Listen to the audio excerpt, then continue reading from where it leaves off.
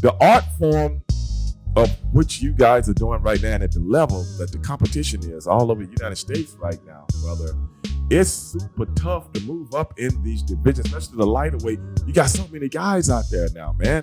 How do you feel about that? I know you ready to put the wrench time in. I know that just watching you on the stuff that they sent to me. But climbing up that ladder, man, when do you think in the next year or two that you can break into that category, whereas you are a force to be reckoned with? Oh man, honestly, there's two things. Okay. It's either I knock this guy out and it just skyrockets me to the top, Mm-hmm. or I knock this guy out and it doesn't do what I think it does, and I had to Mm-hmm. fight every single way, Right. fight every single step of the ladder. To me, I'm not opposed to either, because at the same time, like kind of going back to my roots, like my Mm-hmm. father was an everyday working man. He worked hard every single day and it never stopped.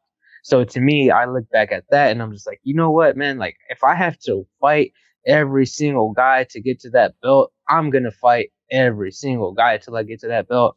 Or if they just say like I knocked this guy out and they're just like, Mm-hmm. well, you know what, this guy's been on a knockout streak. He's Mm-hmm. shown really great potential. Let's see what he does with one of these top 15 guys. And Right. to me, I wouldn't mind that either, because I feel like I'm at that level already. Even though now it's barely since since my UFC debut, I've been doing this full time. I've been doing MMA as a part time for the longest time, and Mm-hmm. now I'm doing it full time to now where I'm just like, oh man, I'm ready to go up against those guys already, but I still have a lot of learning to do. Oh So I yeah. don't mind taking a slower track, but at the same Right. time, the inner dog in me is just like, no, I want to go get at those guys right now. Oh man. Well, I'm gonna tell you right now, man. I know you were very, very close to your father, who I really admire that because my father passed away when I was 6.5, but I still remember him like, bruh, that's been over 50 years ago, and I'm like, I'm still super close, and it wasn't even that much time. So I know when you go out and do your thing, man, your dad is close. He's right there walking to the ring with you, bro. That's got to be a hell of a feeling. Tell me about that, man. Oh yeah, man. Actually, it's a whole process. It's a whole thing, man. I wear the necklace with my dad's fingerprint, Mm-hmm. all in Vegas, or at all times, every single time I go. My brother has a hat that my dad would wear every single time. So, uh, I was given that hat as like, hey, it's yours. It's yours. Mm-hmm. Like whenever my dad passed away, we the significance of the hat was pretty much like, hey, this is my dad got it signed by another UFC fighter, Cain Velasquez, whenever I was 17, and I was there. Like the whole story behind that was like I was there getting an autograph signing for this UFC fighter who I admired so much, and my dad doesn't let anybody take his hat, do anything like that. But he's like, my son admires you so much, I'm gonna let you sign my hat. And he had worn it to every single one of my fights, Mm-hmm. And so whenever they gave the hat to me, saying like it should go to you, I looked at my brother and I was like, you're like it.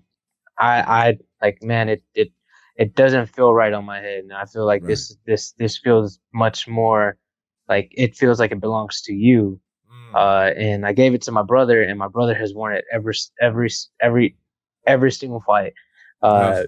every single fight. So like it's like it feels like he's never left. It feels Mm. like he's always single every single step I take, because like whenever I gave my brother that hat, it just was like one of those, like it felt right to do at the time, Yeah. but also it was just one of those like, hey, like he'll never like be like, he's never gone from this. He's Right. there. And I Right. remember the first fight after he had passed away. I remember how Mm. hard it was during that time, and like whenever I stepped on that stage and like weighed in, like because I remember feeling nervous. I felt like sick to my stomach, and Mm. once I was like trying to even so just to walk up to the stage, and I just Yeah. remember uh this feeling that I got, and I was like I just felt uplifted at that moment. That I was like, whoa! Like it was like 2 weeks. it was 2 weeks after my father had passed away, and it was a week after we had buried him. So like, Mm. it was like very like, it was like really really quickly. And at that moment, I had felt this weird moment. Like it was just like I was walking on the stage, and I just remember just like had this like feeling inside me. I literally felt uplifted, and I just felt all of my senses just firing off, and it was just felt like happiness. I was like, dude, I'm like, it feels amazing. I feel like he's right here next to me. Like I had Wow. tremendous joy, and like I just had good memories of him, and Mm. I was like, and I went out there and I performed, and especially at that time, that was the biggest stage I had been on at that time. So it was great, and I still feel like he walks every single step of the way with me. And Good. I never felt like he's not there. Good. Good, man. I know exactly. I know it's a crazy. When people don't, when you're in competition, man, people don't realize how much focus goes into combat. Oh yeah. Focus. And those things like that, it's like a little bird riding on your shoulder. You know what I'm saying? A little imaginary bird. It's like, I hear you, man. I hear you. You know what I'm saying? Because Oh I've yeah. been through that so many times. And I'm becoming a grown man, not recently. And I still feel that presence, man. So I just wanted to allude to that. And I really respect that, bro.